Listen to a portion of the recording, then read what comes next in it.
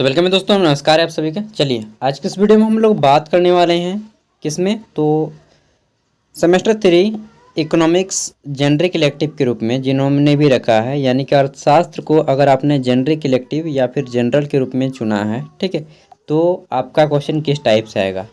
Question जानने से पहले मैं बता दूं, यह पूरा का पूरा टॉपिक आपका इंडियन इकोनॉमी से है, मतलब कि पूरा का पूरा पेपर भारतीय अर्थव्यवस्था है, ठीक है, भारतीय अर्थव्यवस्था से है। तो अगर आपका सिलेबस सेमेस्टर 3 में जेनरिक इलेक्टिव में इकोनॉमिक्स में भारतीय अर्थव्यवस्था पूछा जाएगा, इंडियन इकोनॉमी पूछा जाएगा, सिलेबस आपका एडमिट कार्ड में लिखा होता है, तो दोस्तों ये पेपर में देख के जाइए, डेफिनेटली आपके बहुत सारे क्वेश्चन एग्जाम में टच करेंगे। 2019 में एक गवर्नमेंट यूनिवर्सिटी के द्वारा पूछा गया पेपर है, समय 3 घंटे, फुल मार्क्स 80 हैं। 10 यहाँ पे आपके दो मार्क्स वाले 5 क्वेश्चन हैं सबसे पहले ऑब्जेक्टिव, बाकी सब आपके सब्जेक्टिव हैं। तो पहला क्वेश्चन है कि भारत में प्रथम पंचवर्षीय योजना थी, दोस्तों कब थी, तो डेट बताना है। फर्स्ट 5 ईयर प्लान आपका 1951 से 56 के बीच में चलाया गया था और इस पे कृषि को बढ़ावा देने के लिए जोर दिया गया था, ठीक है। 51 से 56 प्रथम पंचवर्षीय योजना में कृषि को बढ़ावा देने पे जोर दिया गया था, ठीक है। हो सकता है पूछ ले, इसलिए नोट कर लीजिएगा। अगला है भारतीय अर्थव्यवस्था, यहाँ पे मैं और एक क्वेश्चन बताना चाहूँगा। दूसरी पंचवर्षीय योजना हमारी कब थी, तो सेकेंड पंचवर्षीय योजना जो कि 1956 से 61 के बीच चलाई गई थी और इसे पीसी महानालोबिस योजना के नाम से भी जानते हैं। पीसी महानालोबिस मॉडल पे आधारित थी, जो कि उद्योग धंधों पे जोर दिया था, औद्योगिकरण पे जोर दिया था, ठीक है। आगे देख लेते हैं। क्वेश्चन है भारतीय अर्थव्यवस्था है, तो दोस्तों भारत की अर्थव्यवस्था कैसी है, मिश्रित अर्थव्यवस्था है, मिक्स्ड इकोनॉमी है। मतलब यहाँ पे हमारा प्राइवेट सेक्टर भी काम करता है, गवर्नमेंट सेक्टर भी काम करता है, दोनों मिल के काम करते हैं, यानी कि मिक्स्ड इकोनॉमी है, मिश्रित अर्थव्यवस्था है। सी नंबर है नीति आयोग के अध्यक्ष कौन होते हैं। उससे पहले हम लोग जान लेते हैं कि नीति का फुल फॉर्म क्या होता है भाई। तो दोस्तों पहले 5 ईयर प्लान चलता था, पंचवर्षीय योजना, ठीक है।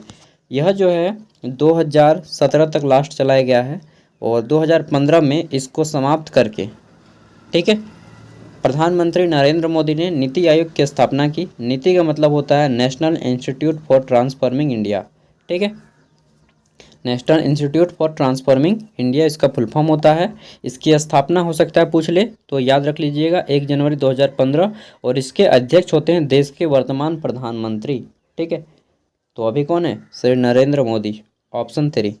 नेक्स्ट देख लेते हैं, हमारा डी नंबर क्वेश्चन है कि भारत में आर्थिक सुधारों का आरंभ किया गया है, ठीक, भारत में आर्थिक सुधारों का आरंभ किया गया, तो कब किया गया। भारत में आर्थिक सुधारों का आरंभ कब किया गया, 1991 में किया गया दोस्तों। क्या नाम था यार, पीसी नरसिम्हा राव की प्रधानमंत्री थे उस टाइम पे, तो पीसी नरसिम्हा राव की सरकार के टाइम पे 1991 में किया गया था। इस समय देश के वित्त मंत्री थे मनमोहन सिंह, ठीक है। अगला क्वेश्चन है हमारा यहाँ पे, कृषि क्षेत्र में किस प्रकार की बेरोजगारी पाई जाती है। तो दोस्तों कृषि क्षेत्र में हमारे अदृश्य यानी कि छिपी हुई बेरोजगारी पाई जाती है। देखिए तो हमारा ऑप्शन 3 हो जाएगा, छिपी हुई बेरोजगारी, अदृश्य बेरोजगारी, ठीक है। यानी कि जहाँ पे 3 आदमी का काम है मान लीजिए खेत में, तो वहाँ पे 5 आदमी पूरा फैमिली मिलके काम कर रहा है, ठीक है। इसमें पता लगता है कि 5 आदमी काम तो कर रहा है, लेकिन उतना काम जरूरी नहीं है, 3 आदमी का वहाँ पे काम है, भले ही हम लोग 5 आदमी कर रहे हैं बातचीत करके, तो यहाँ पे 2 आदमी अलग जगह पे भी लग सकता है, तो इसको बोल सकते हैं छिपी हुई बेरोजगारी, ठीक है। अब यहाँ पे आपके 5 मार्क्स वाले 2 क्वेश्चनों के आंसर करने हैं। इसमें पहला क्या यार, 4 क्वेश्चन है, 4 में से किसी 2 पे आपको छोटा सा नोट लिखना है, लगभग 100 शब्दों में। अगर आपके लिखने की स्पीड ज़्यादा है तो आप 150 शब्दों में दे सकते हैं। पहला है ग्रामीण निर्धनता, ठीक है, रूरल पॉवर्टी के बारे में। दूसरा है उदारीकरण यानी कि लिबरलाइजेशन के बारे में। तीसरा है आर्थिक नियोजन यानी कि इकोनॉमिक प्लानिंग के बारे में। और चौथा है छिपी हुई बेरोजगारी के बारे में, ठीक है। तो ऑप्शन ये आपके 4 में से किसी 2 को बनाना है।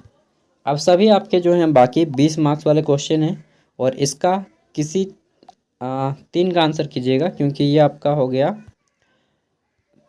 ग्रुप ए, जिसमें कि 10 मार्क्स इधर और 10 मार्क्स ऑब्जेक्टिव, ये आपका 20 मार्क्स हो गया, बाकी बचे 60 मार्क्स। तो इन 20 मार्क्स में से किसी 3 को बनाना है। टोटल आपके यहाँ पे 5 क्वेश्चन लगभग दिए हैं, ज़्यादा दिया है यार, 1 2 3 4 5 6 क्वेश्चन दिए, 6 में से किसी 3 को बनाना है। ठीक है, तो पहला क्वेश्चन क्या है, भारत में जल संसाधन के महत्व एवं मुख्य स्रोतों का वर्णन करें। इंग्लिश में है कि explain the importance and main source of water resource in India.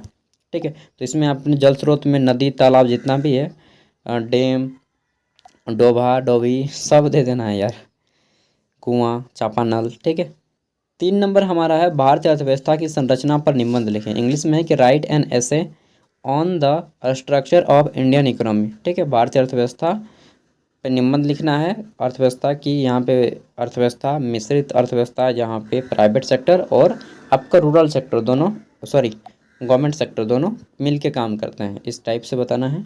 चौथा है कि what are the main cause of rapid growth of population in India discuss. ठीक है, तो क्वेश्चन क्या है इंग्लिश में कि भारत में तीव्र जनसंख्या वृद्धि के मुख्य कारणों की समीक्षा करें। ठीक है, पांचवा क्वेश्चन है हमारा प्राकृतिक संसाधन क्या है, इसके भागों को स्पष्ट करें। इंग्लिश में है कि what are the rural resource, explain their components. ठीक है, तो ये हो गया हमारा पांचवा क्वेश्चन। छठा क्वेश्चन है प्राकृतिक संसाधन में आप लोग दे सकते हैं, कोयला हो गया, गैस हो गया। ठीक है, जितना भी आता है उन सभी प्राकृतिक संसाधनों का उनको बारे में बताना है। अबरक हो गया, बहुत सारे खनिजों का नाम याद रख लीजिएगा। ठीक है, पेड़ पौधे भी हो गए हमारे प्राकृतिक संसाधन, जमीन भी प्राकृतिक संसाधन है। अगला है भारत में नियोजन की उपलब्धियों एवं असफलताओं का संक्षेप में वर्णन करें। इंग्लिश में है कि explain in brief the achievement and failure of Indian planning. तो दोस्तों भारत में प्लानिंग के लिए बहुत सारी नीतियाँ बनाई गई, तो मुख्य रूप से फेल होने का मेन रीज़न होता है, बहुत सारे रीज़न हैं, तो इसमें क्या बोल सकते हैं कि यहाँ पे बहुत ज़्यादा विविधता पाया जाता है। ठीक है, तो इसके लिए भी मौसम भी होता है एक दो, आप लोग डिटेल में पढ़ लीजिएगा और लिख लीजिएगा, मैं आपको केवल क्वेश्चन दिखा रहा हूँ, पढ़ा नहीं रहा हूँ। ठीक है, अगला है 7 नंबर नई आर्थिक सुधार नीति 1991 मुख्य उद्देश्य क्या है, विवेचना करें। इंग्लिश में है कि what are the main objective of new economic reform policy initiated in 1991 discuss. तो दोस्तों बताना है कि पी.वी. नरसिम्हा राव, पी.वी. क्या पति वेंकटक नरसिम्हा राव, इस तरह से नाम है पूरा, कि सरकार के समय वित्त मंत्री लिख दीजिएगा। मनमोहन सिंह के समय में यह नीति लाई गई और इसका मुख्य उद्देश्य था विदेशी व्यापार को बढ़ावा देना, भारत अन्य विदेशों के साथ अच्छे से संबंध स्थापित कर सके। ठीक है, इस तरह से आपको लिखना है। ठीक है, और इसका मेन रीज़न वही था कि भारत जो है विदेश के साथ व्यापार इसका ज़्यादा हो। ठीक है, इम्पोर्ट एक्सपोर्ट ज़्यादा हो, और परिणाम वही निकला, इम्पोर्ट एक्सपोर्ट ज़्यादा होने लगा। अगला है भारत में गरीबी के कारणों का वर्णन करें, इसे दूर करने के उपाय बताइए। Discuss the main cause of poverty in India, suggest the measure to eradicate. तो हम मेन रीज़न क्या बताएं यार, आदमी को शिक्षित बना दीजिए। यहाँ पे आता है और शाम होता है नहीं कि दारू उठाया और एकदम क्या बताएं, चलो इतना डेंजर करता है यार कि क्या बताएं। ठीक है, 2 रुपया पैसा नहीं रहेगा घर में, साला दारू पीने जाएगा। तो बिट्टी सुट्टा, मेरा दोस्त लोग भी बोलता है यार तुम्हारा यूट्यूब से पैसा आता है दोस्त, तुम कमाता है इतना, इधर से खर्चा नहीं कराएगा। हम बोले चलिए भाई कराएंगे, नहीं पियेंगे, अच्छा बस ससुर। तो दोस्तों यही मेन रीज़न है गरीबी का कारण। गरीबी क्या है, जनरली हम काम नहीं करने को बचते हैं। मेरे कई दोस्त हैं बीएड करके बैठे हुए हैं, मैं एग्जांपल बता रहा हूँ, इन सब आपको लिख सकते हैं डेफिनेटली। ठीक है, इन सभी को कि मेरे कई दोस्त हैं जो बीएड किए हुए हैं, उनको प्राइवेट जॉब के मैं बताता हूँ, अरे भाई साहब यहाँ पे प्राइवेट जॉब निकला है, आप ज्वाइन कर लीजिए। नहीं, सरकारी चाहिए, और उस हिसाब से पढ़ते भी नहीं हैं। सरकारी नौकरी लगे उसके हिसाब से पढ़ते भी नहीं हैं। मैं बोल रहा हूँ उन लोग को यार कि तुम लोग पढ़ता भी नहीं है, सरकारी नौकरी खोज रहा है, प्राइवेट में नहीं करने खोज रहा है, तो इस तरह से तुम लोग तो घाटा में जा ही रहा, देश को भी घाटे में गिरा रहा है।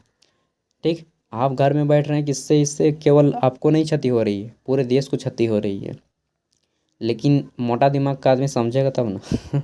दोस्तों आई होप कि मेरी बातों को आप लोग समझ रहे होंगे। ठीक है, और उम्मीद करता हूँ कि आप जितनी भी पढ़ाई करेंगे इसका भरपूर उपयोग करेंगे। आप 12वीं पास हो चाहे ग्रेजुएट हो, कोई भी काम कीजिए यार, जोड़ाई कीजिए, राजमिस्त्री कीजिए, वेल्डिंग कीजिए, नौकरी कीजिए, चाकरी कीजिए, व्यापार कीजिए।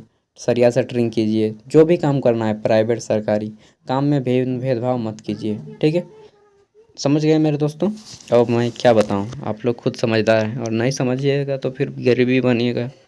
बाय, मिलते हैं अगली वीडियो में। इसका PDF का लिंक वीडियो का डिस्क्रिप्शन में होगा, जाइए और एकदम पेपर फाड़ के लिख दीजिए ठीक है, कोई रोक टोक नहीं भाई, पैसा दिए हैं फुल वसूल कीजिए, अच्छे नंबर लाइए। बाय।